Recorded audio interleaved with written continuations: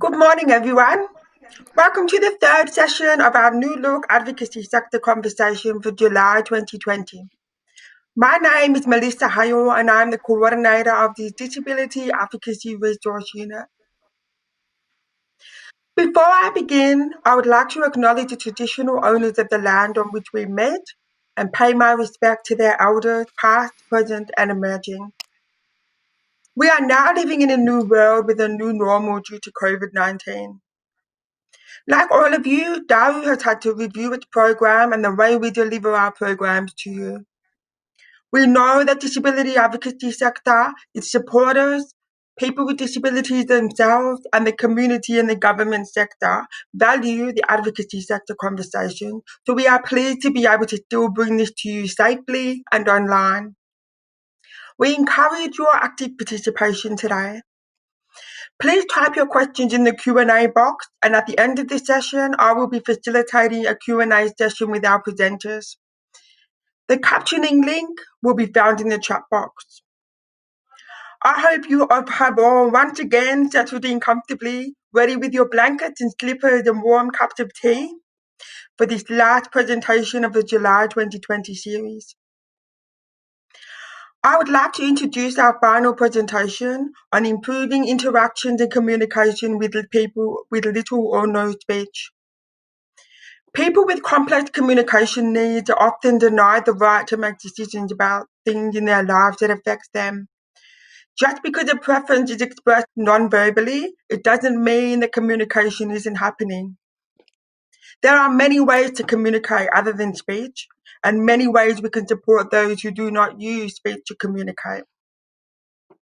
Dr. Sheridan Forster and Dr. Meredith Prain are both speech pathologists and researchers with many years of experience working with people with complex and profound disabilities, including deafblindness.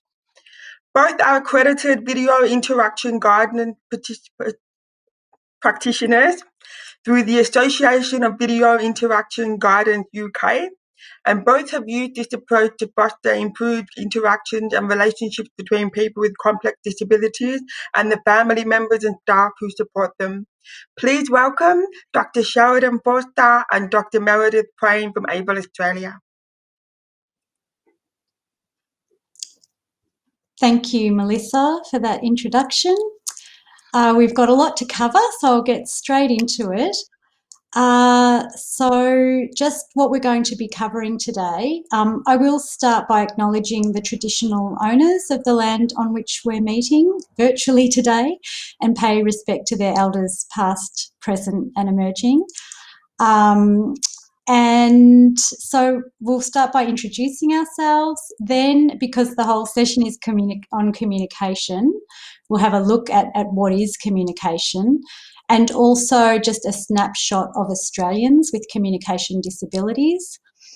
We'll look at some of the causes of communication disability, and we'll be covering many modes of communication, the importance of relationships in communication, and we'll also be looking at strategies for working with people who communicate symbolically, and also strategies for working with people who communicate in non-symbolic ways.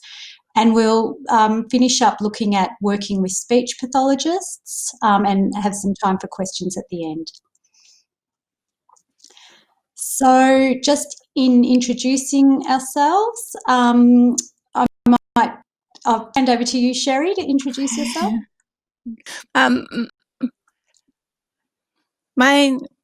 My name is Sheridan Forster. I have a speech impairment that will resolve as the session progresses. And you may notice that I have a variety of tics as well, which again will resolve, so they'll become somewhat less distracting, I hope. I also have a top lip that's double its normal size at the moment because I have an allergy, so just give me patience and love with my speech at the moment. I am a speech pathologist. I've been working and interested in people with profound intellectual and multiple disability for the past 20 years. Handing to Meredith. Thanks, Sherry. Even with a swollen top lip, your contributions are always exceptional. So we look forward to hearing from you through the presentation. So my name's Meredith Prain, and just last month I clocked over 25 years since I started working with people with complex disabilities. So yes, I was only 3 years old when I started. So it's an incredibly challenging and interesting area, and I still learn from every client that I meet and work with, and have learned a huge amount over the time that hopefully I can share some of that with everyone today. Okay. I think we can both say that we've both been learning for 20 and 25 years rather than doing. Practice. Maybe. It's true. It's constant learning. So launching into what is communication. And we're using a model today from Money et al., who published this in a publication from the Royal College of Speech and Language Therapists in the United Kingdom. And this is a model of inclusive communication and highlights the many factors that go into inclusive communication.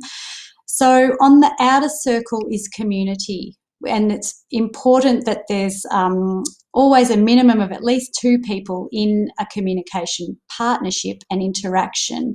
But we are part of a community that share language or ways of communicating together, and that will help to frame and shape the methods that we're using. And we have shared experience of culture and context. The next circle is environment. So the environment has a significant impact on our communication.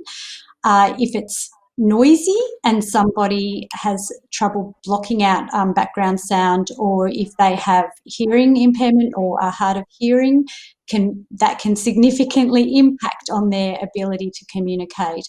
And even thinking about what objects or cues you have in the environment to support the communication interaction is significant as well. Next, we have the individual and all the factors that they bring to the interaction. We need a means, a way of communicating that's shared by both parties. We need a reason for communicating, and we need opportunities. And I think as we talk about people with profound intellectual and multiple disabilities later in the presentation, often those opportunities are very limited or lacking. So making sure that we're regularly creating opportunities for communication. So just over on the left, we've got, you need at least 2 people. We can't communicate in isolation. And it is a partnership. Both people have a responsibility within the interaction to help it to work out. We need joint attention or a shared focus. So that's the topic that we're communicating about. And sometimes with people who don't speak, it's harder to work out what the topic is. So paying attention to what the individual is focusing on is really important. It might be what they're looking at. They might be very still when they're tuning into something. So being very attentive and clear that we're sharing attention and sharing the topic. We also need a shared mode.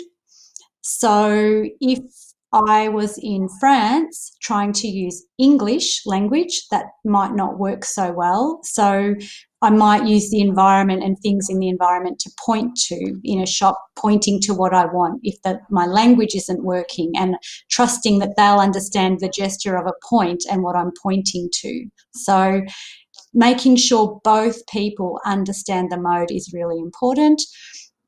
And another important thing to consider is that we often think of the active person in the interaction as the one who is sending the message, but it's important to be mindful that both people, the sender and the receiver of the message are both active at all times. So the receiver is taking in the message, processing what it means, working out what their response will be. So it's a very active process, whether you're the sender or the receiver of the message. And I think one of the things that Meredith and I have both found through being researchers, traditionally, we really like to look at the idea of the sender and the receiver, the person who initiates and the person who responds. But actually, if you look really close at videos of interaction, it can be really difficult to know sometimes who the sender and the receiver is, or who initiates and who responds, because we're constantly reading each other. Great point, Sheridan. I know I've filmed somebody interacting and with a person with a disability, and she said, it looks like I'm dancing with my uncle at a wedding, and it's very difficult to tell who is leading that interaction. It's a really good point, Sherry. So just looking at Australians with communication disability and looking at the Bureau of Statistics survey of disability, ageing and carers from 2015, we see that 5% of Australians have a communication disability. So it's pretty high numbers. They then classify them into mild, moderate, severe and profound limitations. And so when you look at people with profound, and it says people who cannot understand or be understood at all and always need help. So I think hopefully through the presentation today, one of our key messages is that all people can communicate, and it just takes a skilled, sensitive partner. So just being mindful of that. And I think we're going to focus particularly on those with moderate and, with severe and profound communication disabilities today.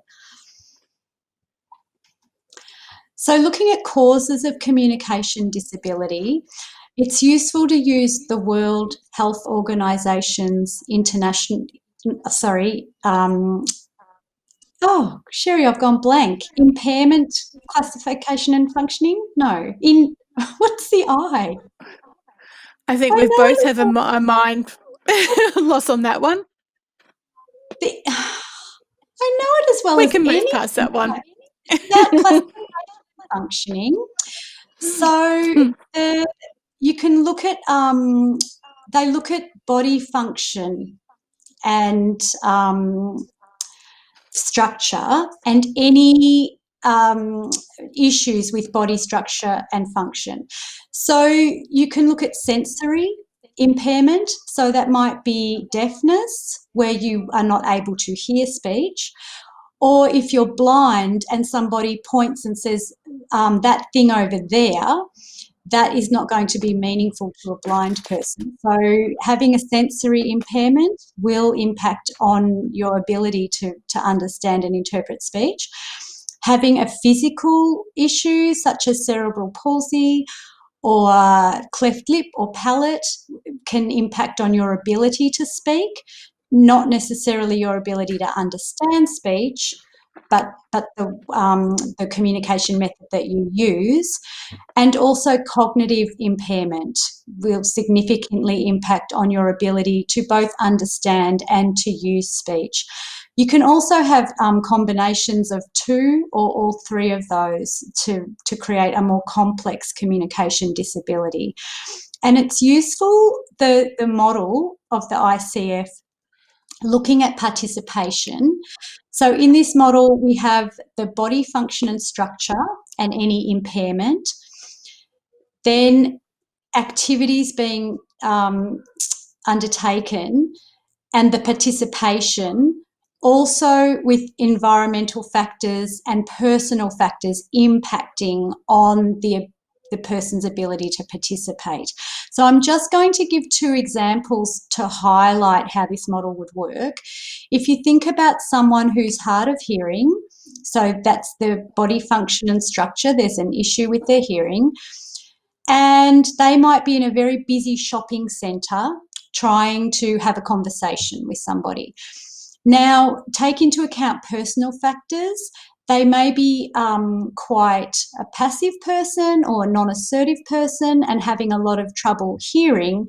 And so they might just sort of be nodding and not really fully following the conversation. So that limits their participation in that interaction. If they are have the personal factor of being more assertive, and they might say, can you look at me when you're speaking, or can you repeat that, or can we go somewhere quieter, that will improve and enhance their ability to participate in that conversation.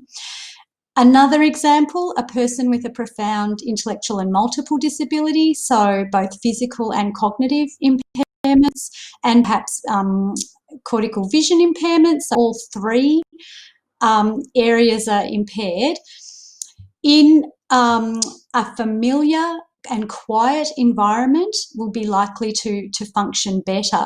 They might be doing a cooking activity, and the personal factors, they may have done that activity many times before. They have a communication partner who knows them really well and can present the food and ingredients for cooking very slowly, so they have time to focus and participate. So taking into all of those into account helps the person to participate more. And I think, Sherry, you've got some examples as well. I think you can never, the impairment doesn't dictate the participation. So I was working in a group home, and one of the women had cerebral palsy and a very severe impairment, motor impairment, couldn't create any words, but had amazing social skills and could participate in the community so well and say where she, or through yes no questions and through eye gaze, actually direct me to another suburb where to go. Whereas one of her housemates who didn't have that level of severity of impairment, he had speech, but he actually had a lot of impairment in social communication skills. And he was difficult to spend time with because he just spent a lot of time complaining. So he actually had a lot more participation restriction than what the person with a more severe impairment literally had. Thanks, Sherry. Yeah. And I'm pretty confident ICF is the International Classification Framework. Sorry about my momentary block there. So we've talked about this a little bit already, that communication are two different sides of the same coin. So communication is made up of understanding, so the taking in information, understanding another person, and being able to express yourself. So we talk about receptive communication, receiving and understanding, and expressive communication, so sending the messages. So with understanding, we might be able to hear words and understand words, but tone of voice also has an impact on the message, facial expression and gesture. Pictures and writing might also be used to supplement or be in isolation, but those are used to help send the message so that the person understands in that way.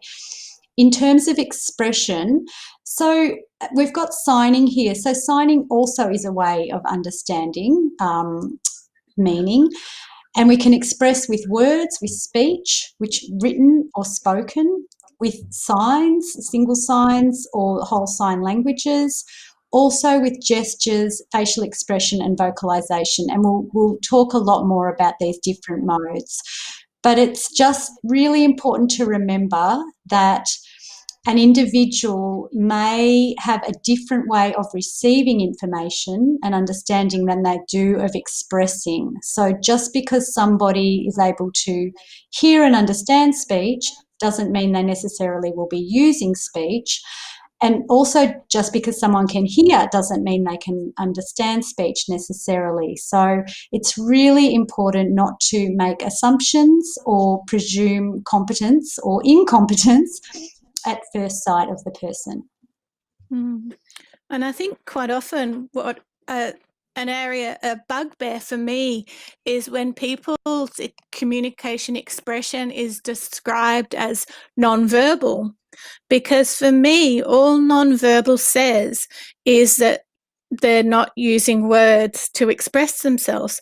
It says nothing about the person's level of comprehension or their understanding. So a baby is non-verbal, but Stephen Hawking's was non-verbal.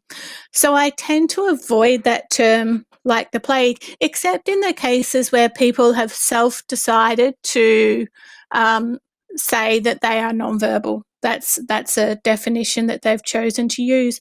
I just think there is too much of a tendency, whether it be in nursing homes or day centres, if people say the person is non-verbal, there's too much of a tendency to jump to the assumption that that means that the person is non-understanding.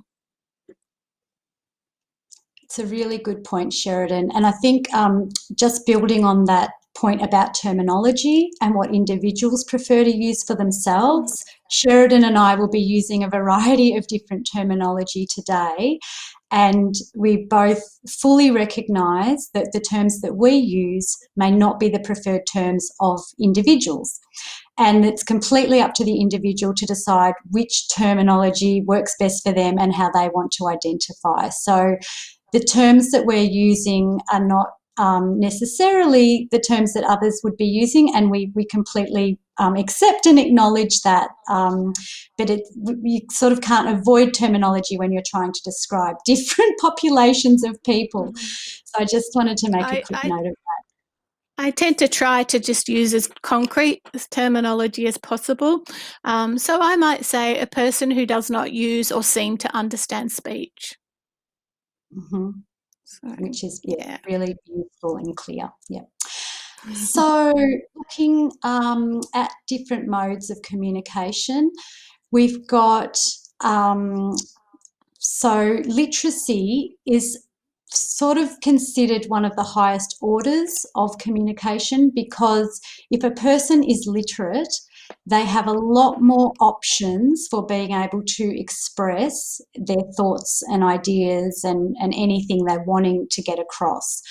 So that it's quite a high level skill, but even a person who has no speech and who has literacy skills, like Stephen Hawking, can, write a PhD or write a book, contribute at all levels of society. So literacy is a very powerful skill to have if you have the cognitive capacity required for literacy skills. And with literacy, we have print options, which for people with a vision impairment might be large print, or braille, or finger spelling for people who are deaf or hard of hearing. So I guess that's, a range of people who may not be able to speak but still can express all the different ideas and messages that they have. Next, if we look at speech and other language, so speech in any language or Auslan Sign Language or any other sign language, there are still a lot of abstract ideas, but you would know that young children learn to speak before they can read and write. So it's that step before developing literacy, but you're still able to understand with speech a lot of concepts if you are able to understand speech. When we look at keyword signs, pictures and photographs, these are all ways of expressing an idea or a concept in a more concrete sort of a way. And when we speak, our word disappears very quickly. So if you have trouble holding a concept or that spoken word in your mind, which a lot of people with cognitive impairments, if you offer 3 choices, do you want milk, juice or Coke? That might be too many words. As soon as you've said milk and you've moved on to juice, they've forgotten milk. But if you can hold the 3 pictures or even just 2 pictures, it gives them longer, the images stay there for longer so they can look and process that information. Also, if you're talking about a drink, do you want a drink? As soon as I say drink, that disappears. But a key sign, so holding up a cup, lingers a bit longer, and also looks more like the real thing. And a picture or a photograph look more like the real thing than the word drink. Doesn't really have much bearing on what an actual drink is. So those are other ways of communicating and sharing information with a person, and a way that they can share information by holding out a picture or holding out an object to express what it is that they're wanting, that might be more meaningful for someone with a cognitive impairment. So all of these ways are considered symbolic. They're symbols to represent ideas, concepts, or things in our environment. Then there's ways that are non-symbolic, that people with more profound intellectual disabilities will be using to express themselves. So we look at vocalizations, facial expression, body language, and really any behaviour. So even a person's breath pattern can be tuned into to show that we're paying attention to that individual, and any sort of movement that you can engage in with the person to indicate that you've seen that movement and that behaviour. But we'll get a bit more onto that down the track. Meredith just brought up the idea of profound intellectual disability, and I think that's just a nice quick segue onto thinking about profound intellectual disability, because in Australia we don't tend to use the term a lot. We tend to think that to suggest that somebody has a very severe intellectual disability, some people feel that that might be a value statement on the person, that we're suggesting that they're a lesser person. But Mary and I are both stating that there are people who have a profound intellectual disability, which means they have a profound difficulty with concentrating, with attending, with remembering, with problem solving. And we need to understand how they understand the world. So we'll often use the term profound intellectual or multiple disability, and on its most gross level, and it might be discomforting for a lot of people to think of this, where we are looking at the skills that are similar to what we might be seeing with an infant, but then an infant who probably also has a hearing impairment, a vision impairment, medication, and a multitude of other things. So acknowledging the different experience of life that is held by a person with a profound intellectual disability.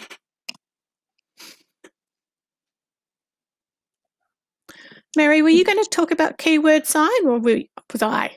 I forgot. I think you talk about keyword sign, Sherry, if you're happy to. Okay, so just quickly. So for those who understand symbols, and that would be a person without an intellectual disability, a person with a mild intellectual disability, many people with a moderate intellectual disability, and some people with a severe intellectual disability may understand keyword signs. And the principle of keyword sign is that you sign and speak at the same time, that you sign only the key words. So you might only be signing one sign in a sentence to represent the whole idea. So do you want a drink?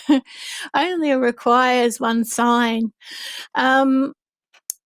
It's also using your body language and your facial expression and directionality, and symbols where they're appropriate, and some use of finger spelling. So it's interesting. The sign for toilet, which is in the image on the right, is pointing your finger into your hand. Now, unless you know that that's a sign for tea, that actually resembles nothing to do with a toilet, I don't think. So you can think about the complexity of how does this relate? But there are a lot of signs that do look like what they're meant to, like drink, like eat. And the best signs are the ones that are most obvious. So don't get worried if you don't know any signs, because what you can come up with to augment your message is most important. That people might also be using objects or pictures or technology. And again, thinking about toilet, for some people, the sign for toilet might not be the finger stuck into the hand. It might actually be a hand being rubbed against their side or down their side, because when you go to the toilet, you take your pants down. It feels like this. So not everybody is going to adapt to the same signs as everybody else or be able to use the same signs as everybody else. Similarly with pictures, so we have 4 different images here, and one has some objects on it. And one of them is a belt buckle for the idea of going home. Now, if you use that regularly enough, maybe a person might be able to make the link that when I touch this belt buckle, it means that I'm going home. But again, for a lot of people, what does going in the van mean? What does it feel like on their body? For a lot of people, it's actually a strap going across their body. So a strap might actually make more sense if that person never actually interacts with the belt buckle. Then we've got much more complex things like different sort of pictures, and we could talk about the picture for death. How do you represent death in a way that's meaningful? For some people, they learn an accepted picture for death. So some people use these pod communication books, which are able to capture all the sorts of words, or as many sorts of words as they can, to be able to have a conversation using the booklet. And there's some wonderful videos of people using pod communication books to be able to express themselves. There's electronic devices, from the most simple ones that have a single message recorded on it. But again, check your presumptions about what that actually means to the person who's pressing it. So if the person presses a button and it gives you a lecture on astrophysics, does it mean the person understands astrophysics? Or does it mean that the person understands that pressing a button makes a sound? So you need to be able to understand where that person's understanding is and how it might serve. And then apps, communication apps are hugely popular. The bottom images of the app Proloco to Go, which is a very popular app, and it works really well for a lot of people. So strategies with symbolic communicators. Mary, did you want to talk about this one? Sure. So I'll just touch briefly on talking mats, which is a really useful strategy with people who have trouble understanding complex speech. And it's a useful strategy if you're trying to have a more complex discussion or make a difficult decision that's got a lot of components to it. So a good example of a time when you might use talking mats is if you're looking at moving house, moving out of home into a group home or some other living arrangement. You might get all the images that you need that are important and will be necessary in the conversation. So you might have an image showing that the house is close to public transport, an image of family, an image of day service or other activities that the person likes doing. You might have a picture of a house or a flat, something with stairs. And the person can look and rank or look at all the things that they can consider when moving into a house. Do they want to live by themselves? Do they want to live with people? Is it important that they live close to their family? Or is it more important to them that they live close to a friend or some other preferred activity? What is most important to that individual? And by mapping it out pictures, it's easier for them to make some of those complex decisions and rank things and put links to other things that are also important. And you can take a photo at the end to document the discussion so that it's really clear and they can go back to it and perhaps change or build on it at a later time. So that's just an example of using talking mats, but you need to prepare the images, You can also, just using pen and paper and drawing some of the things, you can add things as they come up. So, but having it all there in a very concrete way in front of the person so they can shuffle images and ideas around is a useful way of helping with more complex discussions and decision making. I'll also just touch on interpreters and communication guides because I work with people with deafblindness. A lot of people with deafblindness, but also people with intellectual disabilities, often need what we might say human-mediated support. So having someone who knows their way of communicating as well as the person they're communicating with. So today we have Auslan interpreters who are interpreting English to Auslan, but would also interpret Auslan to English. So making sure that the message is interpreted and relayed back and forth. Communication guides with people with deafblindness are not interpreters. They might be familiar with Auslan, but they can assist out in the community. So, when the person is shopping, if they need some information, if there's an interaction with a shopkeeper or a person at the checkout, that the communication guide can help to bridge that interaction and sign and relay what the individual has said, and then voice for the person who's deafblind that is using signing that the person in the community wouldn't understand. But I think also staff who know people with intellectual disabilities very well can also support that interaction with others by mediating and interpreting the behaviours of the individual with an intellectual disability, but also relaying the information to the person with the intellectual disability. And I think in one of my recent chapters, not wanting to plug, but I called them ambassadors. Staff and advocates are ambassadors for a person. And the role of ambassador is not to sell a utopia, but to gain a shared meaning. So there's so many great tools out there for people with mild and moderate and severe intellectual disabilities when it comes to advocacy. And it just reminds me when you say that, I recommend if people look up Involve Me, if they type in Involve Me PMLD. So in the UK, PMLD is the term that is used for profound multiple learning disabilities.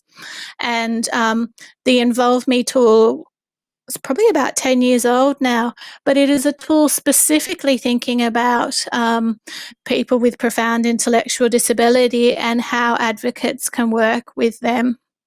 And I think, Mary, I'm just going to steal this slide from you on the importance of relationships, because I think one of the things that comes up most clearly in the Involve Me tool is that you cannot advocate with somebody if you have not got a relationship with them. And Mary and I would probably agree, but not everybody, that you cannot understand somebody's communication or assess their communication unless you have communicated with them. Assessments by observation alone don't cut it, in my opinion. There's a different sort of understanding that you get of a person when you try to genuinely engage. So the importance of relationships, that this whole communication thing is about relationships. Communication is never, ever individual. Assessments of communication can never be individual because you don't see communication in a bubble. It's all about building respect and trust through interaction.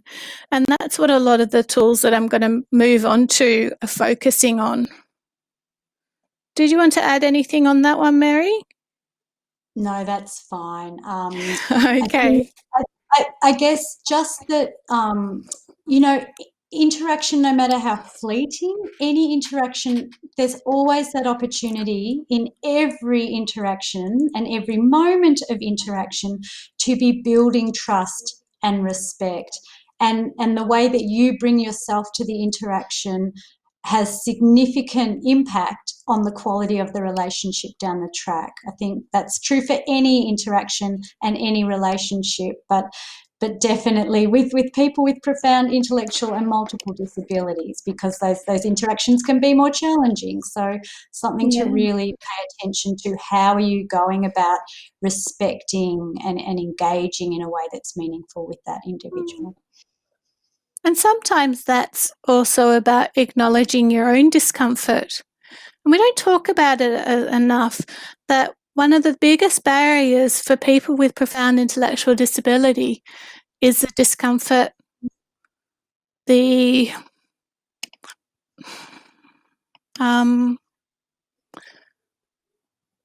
unsurety of communication partners, the desire not to insult, it's a confusing land, and that needs to be acknowledged because it is hard.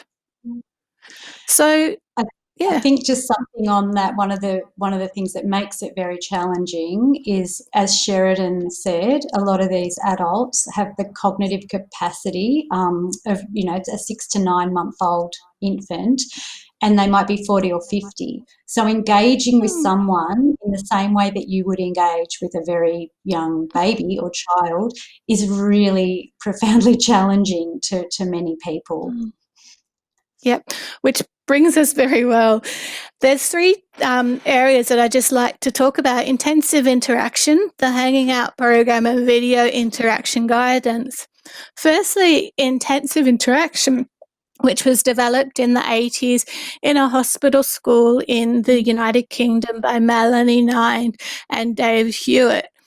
And they had people in the institution who weren't making any gains, who weren't coming to the table to do activities.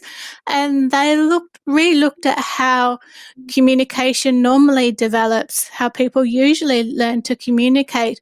And they looked at what happened in parent or mother-infant interaction. They came up with what was called the fundamentals of communication.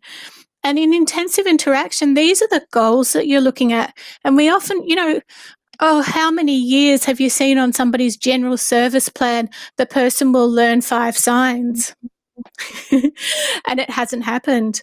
But how often do you see these sort of goals? So the things they have here: enjoying being with another person, developing the ability to attend to that person, concentration and attention span, learning to do sequences of activity with a person, taking turns in exchanges of behaviour, sharing space, using and understanding eye contact, facial expressions, physical contacts, other nonverbal communications, vocalising and using vocalisations meaningfully, including speech, and learning to regulate and control arousal levels, which is actually one of the primary things in any parent-infant interaction, is your attempt to regulate the arousal level of the person, the baby that you're with. You're trying to excite them or you're trying to calm them. And the last element, lots and lots of emotional elements. So these interactions, intensive interactions, can look quite different from what we see as typical interactions, but they've definitely been recognised in the United Kingdom and slowly in Australia as a valid way of being with people with profound intellectual and multiple disability and other disabilities. So can I get you to play the first video for me?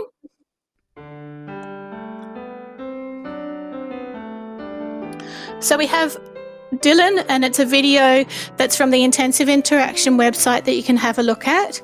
Dylan's sitting cross-legged on a couch and he's rocking back and forth, sort of gazing into the sky, flicking at his nose, pulling a sock, seemingly not engaged with the world around him. And this is often what we see for many hours for some people. Now we see a partner who's sitting down on the floor. Her face is lower than his. He's making a sound and she's repeating that sound. She's letting him know that she heard that sound so that he knows that she knows what he knows. There's different sorts of sounds. And you can hear perhaps a different sort of mood that is expressed with the sounds. through pace. He gazes at her and smiles. This is somebody who does want to engage, but it's incredibly difficult. And his modes, his means for engagement are very difficult.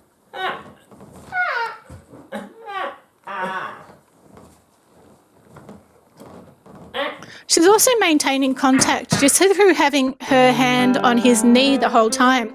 And he lifts it up and takes it up. And we've certainly met some people who find it very hard to put themselves in a positive headspace watching that video and might say, oh, he wants her to go away when he lifts the hand away. And we would challenge that, well, it's just part of the conversation. I want to show the... Yeah, Mary? I was just going to say, I've been engaging with people using intensive interaction for a long time, and I've had moments where I've thought, am I just annoying them? I'm not sure. And I guess one thing I have discovered over the years, if someone really doesn't want you doing something, they'll tell you. And so it's made me more confident that people invariably will let you know if you've gone too far with them. And we all have the right to negotiate. We all have interactions that we're not enjoying. That's part of human life. And so it's okay to, as long as your intent is to engage and interact, it's okay to get it a bit wrong. I think one area that irks me a little bit with intensive interaction is a lot of focus on fun, having fun together. And I think it's just as important that we share sad times together, that we validate pain together, that we share those negative feelings rather than always trying to make somebody feel better, saying, oh, it's hard, isn't it? And that's one of the most amazing tools with a lot of people that I use with a lot of people with autism, when they start showing through their body language that they're a bit distressed. And instead of interpreting that as go away, I interpret that as bloody hell. So what I will say, and this is often if a person does understand speech, I might say, it's hard, isn't it? And you see this change in body language where the person feels understood.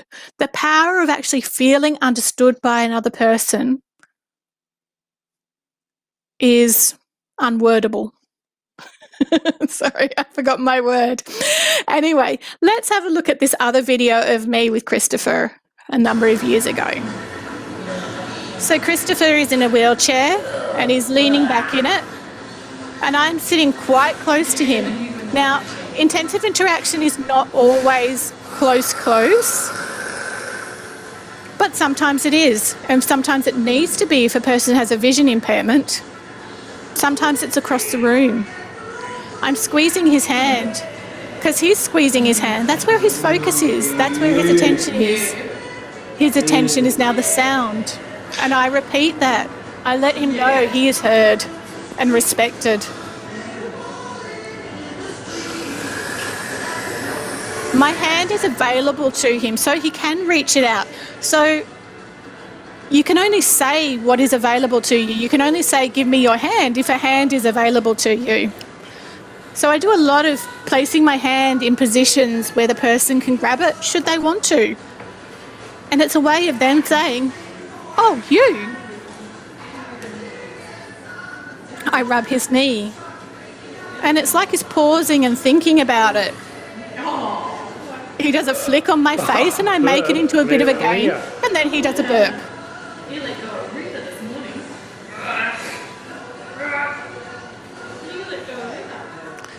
Now, an important thing with this, actually, I'll wait till it stops.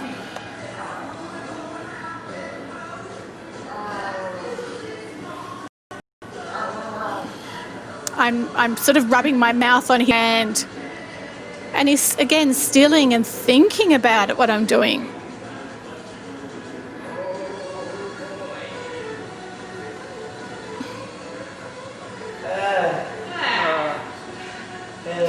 And that's his dad in the background also saying, oh.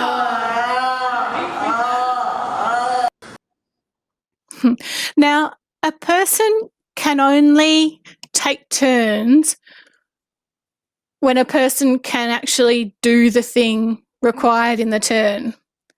Now, if I just use speech with Christopher, we have no capacity for him to take turns. He is not going to use speech back to me.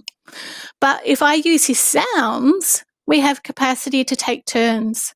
He can make his sound, I can make his sound. I can make it louder or softer and shape it and give it different feelings and expressions. We have shared meaning. So something that I developed more than 10 years or so ago now is called the Hanging Out program. And it took a little bit of a paradigm shift because I was doing my research and I asked a support worker, do you still spend that nice time together? And she said to me, when the work is finished. And that was really profound for me, and it shifted my whole thinking from teaching support workers what to do to saying that interaction is not an optional extra of the work of support workers. Interaction is the core role that you need to find 10 minutes each day and give a person total attention. Write down and reflect on what happened. Celebrate if the person stayed awake during that 10 minutes, or the person gazed at you or reached out to you or remained in the room with you.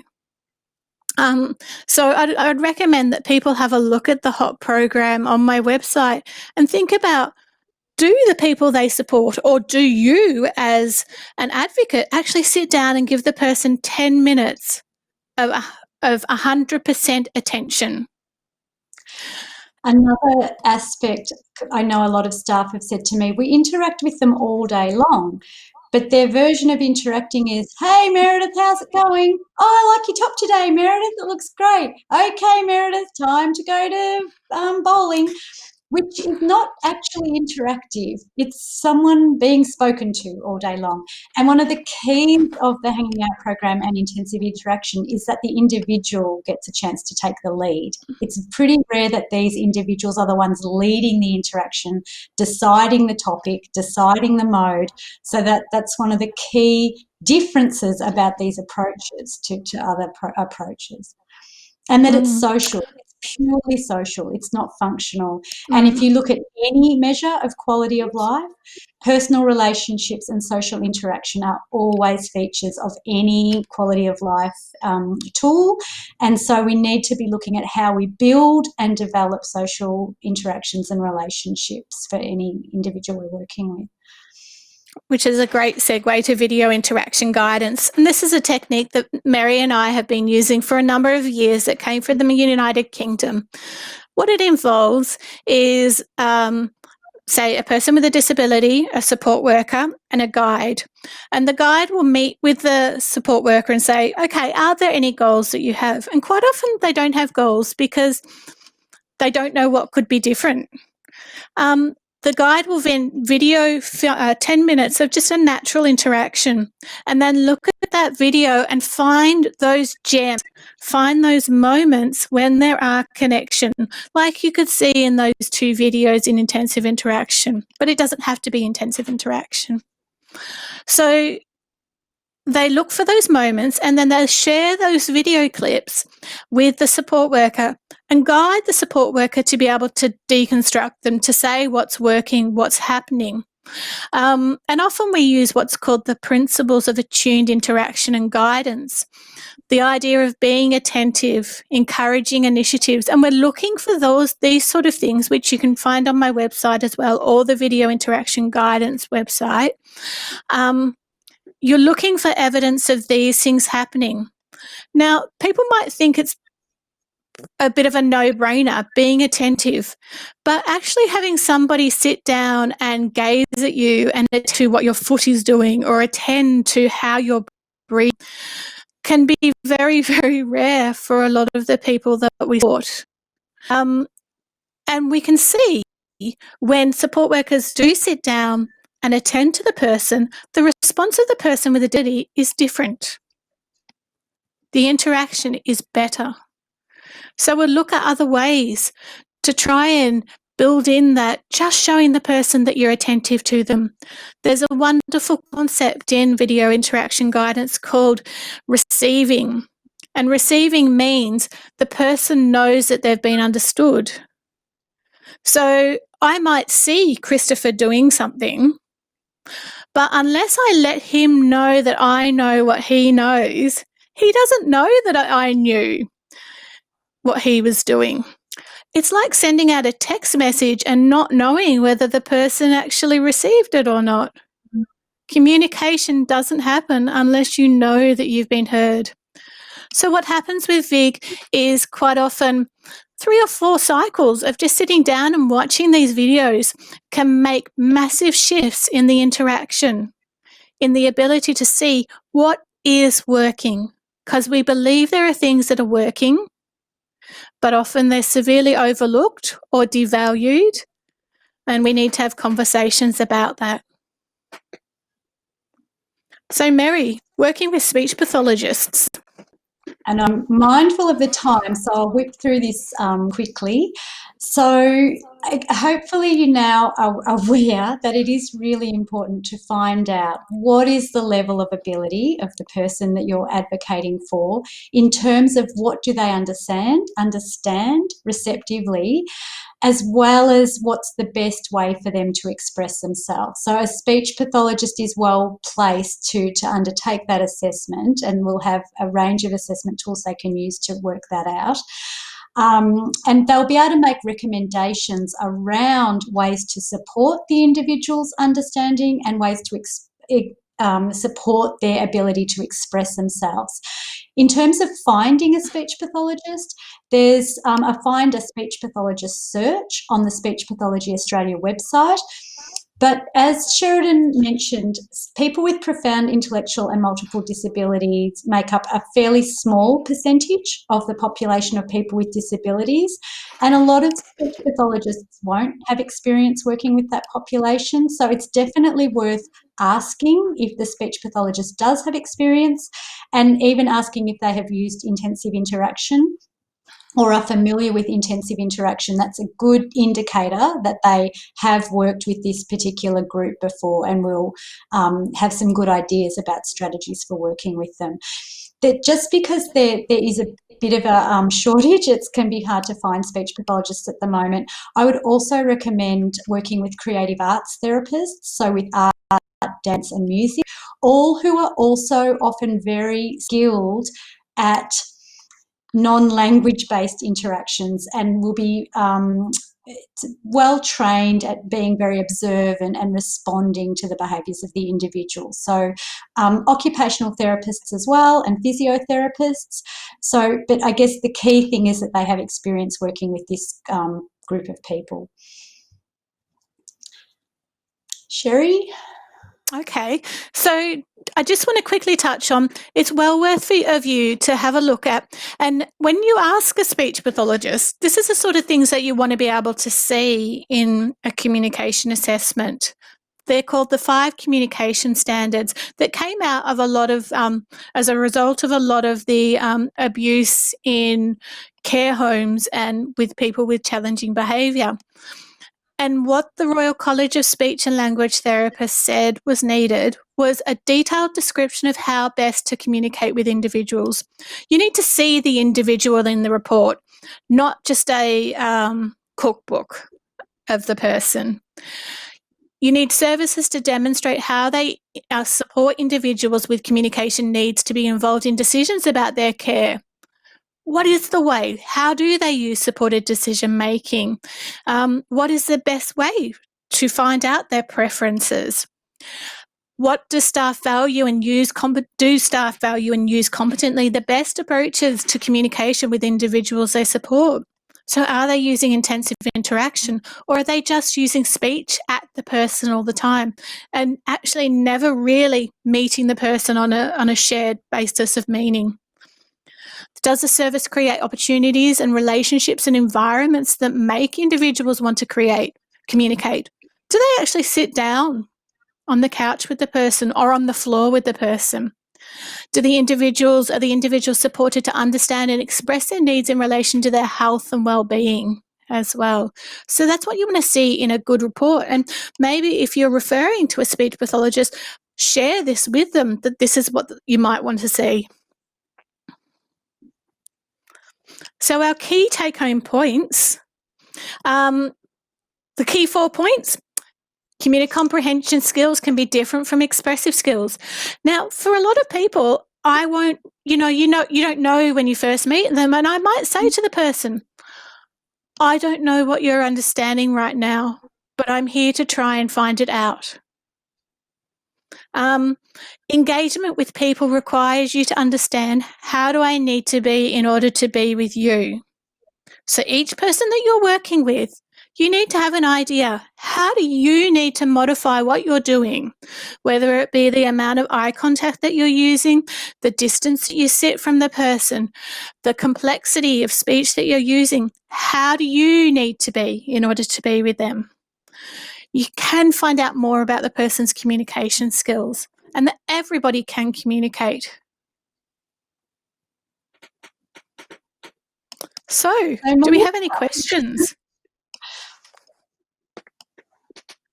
Thank you so much for an excellent presentation. I'm sure everyone else found it as fascinating as I did. And I was thinking to myself, now that we have a mandatory math order in Victoria, how complex it must be for those with communication needs. So as a deaf person myself, it's hard now, but I can only imagine what other people would struggle with that. So I've got some questions coming in. So if you would like to ask your question, just type it in the question and answer box, and I'll try my best to get through as many as I can. Also, all the resources as well as where to find offline classes will be on our website later on. So I see we've got our first question up. So the person needs to understand the person's intention as well as in terms of understanding. This is a massive problem, not only for those with autism, but theory of mind difficulties. Oops. Not just words or non-verbal cues, communication, need to understand the context and the reason behind not, which is so having so much trouble. Social communication, I think, on that Sorry, one. guys, my computer's Yeah. not very well with me today. But yeah, if you can answer that question, that would be great. I think that one's largely a comment, but it makes me reflect back on the work of Tony Atwood when he talks about speaking Aspergerese, and I guess the how do I need to be in order to be with you person with Asperger's, some of the common experience things, like not thinking that the person necessarily understands the sentence in the same way that you understand the sentence. So if we think about the phrase, taxis here, a person needs to be able to deconstruct. Taxis here means I need to get my bag, walk out the door and get in the taxi. But if you just look at that literally, for a person with autism, taxis here is like, yeah, cool, taxi. So, yeah, we've got to understand that not everybody thinks the same way that we do.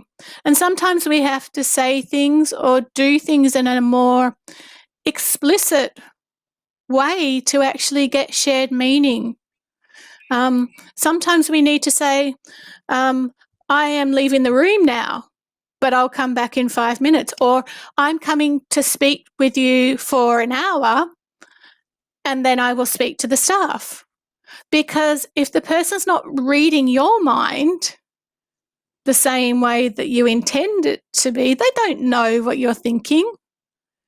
So, yeah, we need to understand that not everybody understands what we understand. I also note they mentioned social interaction at the end, and I guess I touched on that earlier, that there's such a strong focus on functional, like getting people to say they need to go to the toilet or that they want food, and sometimes that social aspect of interaction and communication is missed. So it's really important to make sure there's time every day for social interaction and that sharing back and forth rather than just the functional communication. And sometimes we have to adjust our concept of what is socially right and socially fine.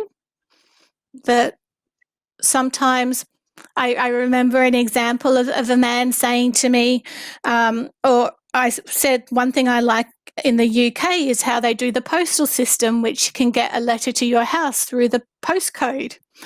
And he started reciting from whatever, Aberdeen, all of the postcodes in the UK. And I said to him, I don't want to know all the postcodes in UK. And he said, okay.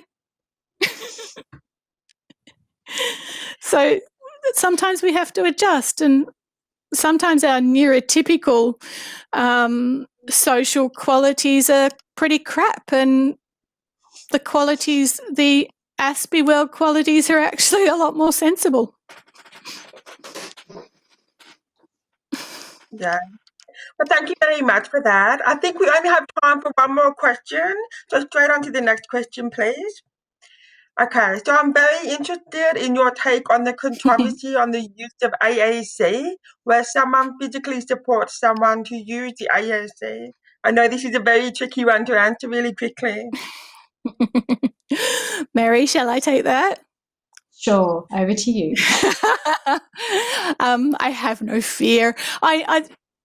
So this is touching on the idea, I think, of facilitated communication, which is when one person supports the hand or touches another person's body while they are pointing to a communication device. Now, they might be touching the person like that and pulling back. They might be touching the person's arm. They might be touching the person's shoulder. A lot of research has suggested that it is more so the person who is touching who is directing the message than the person who is moving their arm.